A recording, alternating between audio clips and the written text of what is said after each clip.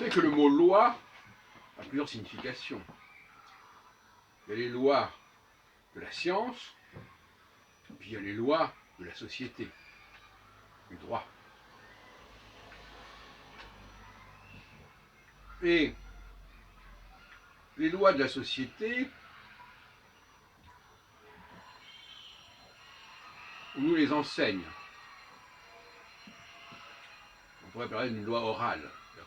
On nous dit voilà, c'est comme ceci, comme cela. Pascal disait vérité d'un côté des Pyrénées et non pas de l'autre.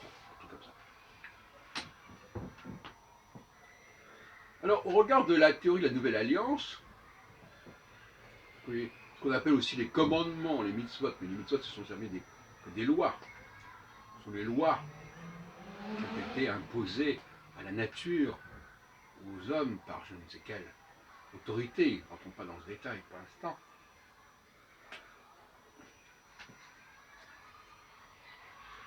Il y a des lois que nous découvrons à l'extérieur et des lois que nous découvrons à l'intérieur.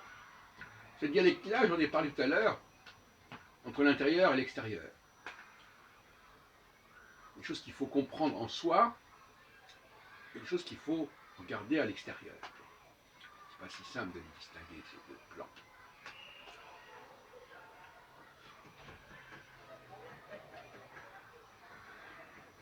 Capacité d'introspection,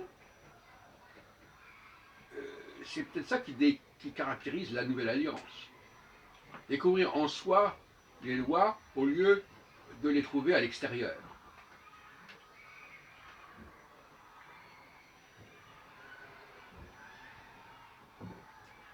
Avoir suffisamment de lucidité pour comprendre ce qu'il en est par soi-même.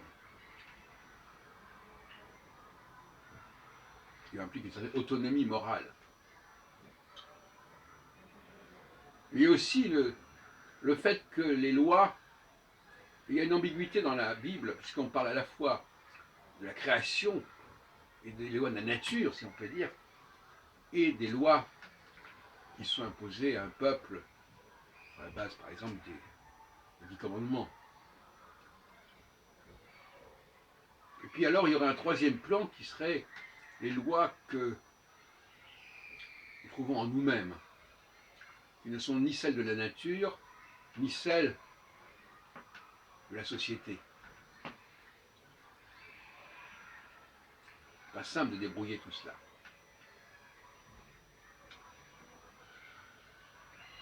Et parmi les lois dont il faut prendre conscience, il y a celles qui distinguent l'homme et la femme. Qui là encore renvoient chez la femme à l'intériorité et chez l'homme à l'extériorité. La femme est égotique, elle s'intéresse à elle-même parce qu'elle est elle-même son propre objet d'étude en quelque sorte. Et l'homme, lui, il s'intéresse au monde extérieur. Il essaie de comprendre ce qui se passe autour de lui. Il y a une complémentarité aussi intéressante. Quand la femme parle, on voit bien qu'elle cherche d'abord à se comprendre, à s'étudier. Avec tout ce que ça a comme limitation, toujours le revers à la médaille. Et puis, parmi les lois, il y a effectivement les cycles, le temps, les lois du temps. Ces lois du temps, de quelle structure relèvent-elles? Est-ce que c'est des lois de la nature? Est-ce que c'est des lois de la société? Est-ce que c'est des lois intérieures? C'est pas si simple, déterminé.